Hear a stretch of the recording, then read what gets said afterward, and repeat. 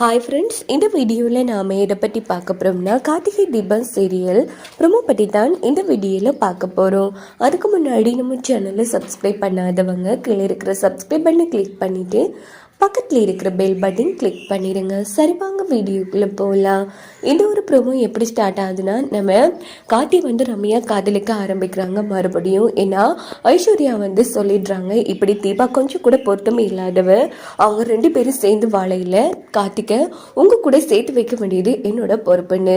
இதனால ரம்யா கொஞ்சம் கொஞ்சமாக நம்ம தீபாவையும் அந்த இடத்துல வெறுக்க ஆரம்பிக்கிறாங்க. இன்னொரு பக்கம் கார்த்தியை ரம்யா வலையில் விழ வைக்கணும். அதே மாதிரி கார்த்தியை ஃபேக்டரியை விட்டு வேலையை விட்டு தூக்கணுங்கிற மாதிரி ஐஸ்வர்யா ரெண்டு பக்கமும் கேம் ஆடிட்டு இருக்காங்க. இங்கே பார்த்தோம்னா நம்ம என்ன பண்ணுறாங்கன்னா திட்டம் போடுறாங்க, எப்படியாச்சும் தீபா மனசை நம்ம மாற்றணும் அப்படின்னு சொல்லி. இன்னொரு பக்கம் நம்ம மீனாட்சி வாழ்க்கை தலைகளாக மாறிட்டு இருக்கு. ரியா ரொம்ப மோசமாக ஒருத்தனை சாட்டி நம்ம மீனாட்சியை வீட்டை விட்டு வெளியில் அனுப்பலான்லாம் திட்டம் போட்டிருப்பாங்க. இதனால ஆனந்த் மனசில் ரியா மேலே வெறுப்பு அதிகமாகிடுச்சு. ஸோ இவளை சும்மா விடக்கூட அப்படின்னு மைத்லி, தீபா, மீனாட்சி மூணு பேருமே திட்டம் போடுறாங்க. அங்கே பார்த்தோம்னா நம்ம ரியாவோட ஹஸ்பண்டை வச்சு திட்டம் போடுறாங்க.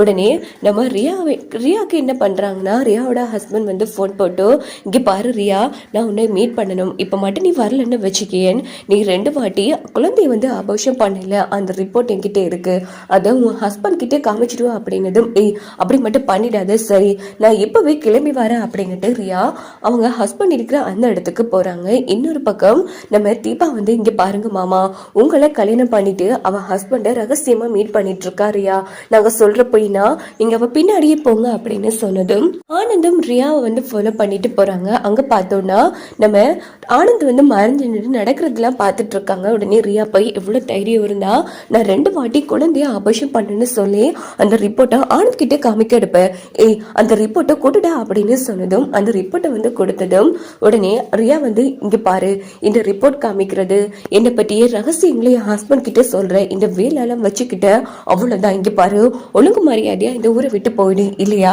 உன்னை ஆள் வச்சு கொலை பண்ணிடுவான் அப்படின்னு சொன்னதும் ஆனந்த் செம்மையா அதிர்ச்சி ஆகிறாங்க. இந்த ரிப்போர்ட் இருந்த தனி காமிப்பேன், இது இல்லைன்னா எப்படிரா காமிப்பேன் அப்படின்னுட்டு ரிப்போர்ட்டை கிளிக்லான்னு போகும்போது அந்த இடத்துக்கு ஆனந்த் ரியாவை போட்டு அடினா அடிக்கிறாங்க. ஆனந்த் நீங்க எப்படி வந்தீங்க, ஆள் வச்சு கொலை பண்ணணும்னு சொல்றதுக்கு முன்னாடியே வந்துட்டேன் அப்படின்னதும் ரியா அதிர்ச்சி ஆகிறாங்க. ஆனந்த் அது இதெல்லாம் நம்பாதீங்க, எல்லாமே போய் சார், அதுக்குரிய ஆதாரம் தான் சார், ப்ளீஸ் இப்போவாச்சும் இவளோட சுயரூபத்தை புரிஞ்சுக்கோங்க சார், இவ ஒரு பண பிசாசு அப்படின்னதும், ஆமா இத்தனை நாளா தீபா எல்லாரும் அவ்வளவு தூரம் எடுத்து சொன்னப்போ கூட நான் கேட்க இல்லைங்க, இப்போ நம்புறேன், நீ எல்லாம் ஒரு பொம்பளையாடி, உன்னை நம்பி இத்தனை வருஷமா எனக்காக வாழ்ந்த என் மீனாட்சியை நான் தூக்கி எரிச்சிட்டேனே, ஐயோ எனக்கு கடவுள் கொடுத்த தண்டனை தாண்டி இது, இப்போ என் மீனாட்சி எனக்கு ஏற்றுக்கொள்ளவும் மாட்டா, எனக்கு மீனாட்சி கிடைக்கலனாலும் பரவாயில்ல, ஆனா நீ எனக்கு வேணாம் அப்படின்னு சொல்லிட்டு ஆண் கிளம்பும் போது காலையெல்லாம் விழுறாங்க. ரியா ப்ளீஸ் ஆனந்த், நான் பண்ணது தப்பு தான், தேவை பண்ணின்னு ஏற்றுக்கோ, இங்க பாரு ஆனந்த், நீ கட்டின தாலியும் கழுத்துல இருக்கு, அப்படி பார்த்தா எனக்கு வீட்டுக்கும் உரிமை இருக்கு ஆனந்த், நீ என்ன வீட்டை விட்டு விரட்டினாலும் நான் போக மாட்டேன், நாங்க வந்தே ஆகுவோம் அப்படின்னு சொன்னதும், ஓஹோ நான் கட்டின தாலி உன் கழுத்துல இருக்கிற வழியா தானே இந்த ஆட்டம் போடுற, அந்த தாலியே இல்லைன்னா நீ யாரோ நானும் யாரோ தானே அப்படின்னுட்டு ரியா கழுத்துல இருக்கிற தாலியை பிச்சு எடுத்துடுறாங்க. ஆனந்த் இது பார்த்து ரியா அதிர்ச்சி ஆறாங்க. ஆனந்த் நீங்க தப்பு பண்றீங்க, இங்க பாரு என்னோட வீட்டு பக்கமோ இல்ல என் முகத்திலையும் முடிச்சுன்னு வச்சுக்கோ, அங்கேயும் ஒண்ணுனா வெட்டி போட்டுரும் அப்படின்னு வார்ன் பண்ணிட்டு ஆனந்த் அங்க இருந்து போனதும் ரியா தனி மரமா நின்று அழுதுட்டு இருக்காங்க. இது எல்லாத்தையும் மைத்லி தீபா பார்த்து ரொம்ப சந்தோஷப்படுறாங்க. மாமா இப்போ வாச்சு இவளோட சுயரூபத்தை புரிஞ்சுட்டீங்களே, என்ன மன்னிச்சிடுமா தீபா, இவ பேச்சு கேட்டுதான் நான் தேவையில்லாத ஆட்டோ எல்லாம் போட்டேன், கடைசியில் என் தம்பியை நான் எதிர்த்து நின்னேன், அது மட்டும் இல்லாமல் அவன் அவ்வளோ தூரம் சொன்னா நான் தான் கேட்காம விட்டுட்டேன், இப்போவே சொல்ல போறேன், என் தம்பியை நீ 1 மாசம் இல்லை, இது ஒரு நிமிஷம் கூட அவன் எனக்காக வேலை பார்க்க கூட, பாவம் எனக்காக லேபரெல்லாம் வேலை பார்த்துட்டு இருக்கான், பாவம் காட்டி அப்படின்னு சொல்லிட்டு ஆனந்த் வேகமா வீட்டுக்கு போறாங்க.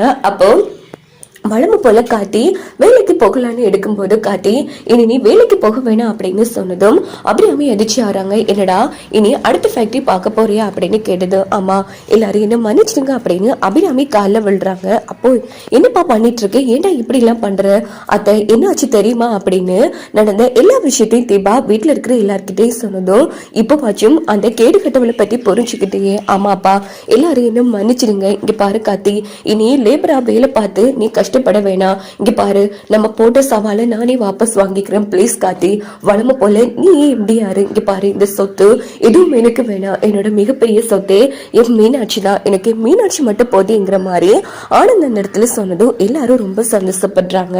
ஆமாப்பா கார்த்தி, அதான் அவன் அவ்வளவு தூரம் சொல்றாள், இனி நீ ஃபேக்டரிக்கு போக வேணாம் அப்படின்னதும் கார்த்தியும் சரின்னு சொல்லுவாங்க. இப்படிதான் வரக்கூடிய கதைக்களத்தை கொண்டு போக வாய்ப்புகள் இருக்கு.